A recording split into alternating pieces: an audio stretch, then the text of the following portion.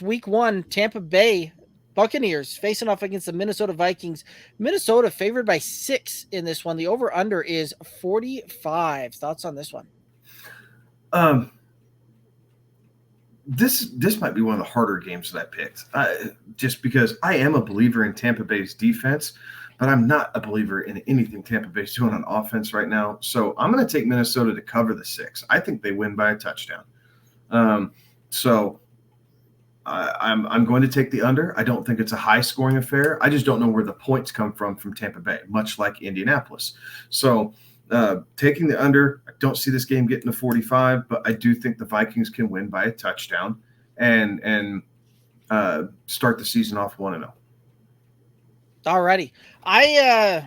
I see this one a little bit different. I'm going to take Tampa Bay to cover the 6 on this one. I think this is going to be about a field goal game. I do think it's one that we can actually see the over on it. And a lot of that has to do with, as much as we're not necessarily fans of Tampa Bay's offense this year, Minnesota's defense is just about as bad. So this is very much a game where, bad offense meets bad defense, good offense meets good defense, and how that's going to play out there. So kind of a strength on strength and weakness against weakness for these two teams. So I do think that we're going to be able to see this thing get to about a 24-21 type of matchup where Minnesota wins it, but Tampa Bay covers.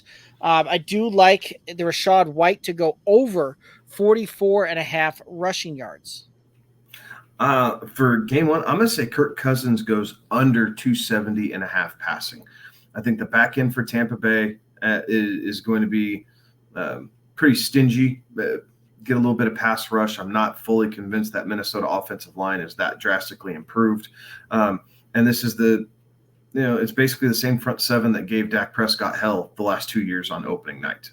So I think Cousins struggles just a little bit. And I don't think he reaches that 270 mark. That's a pretty high total for week one.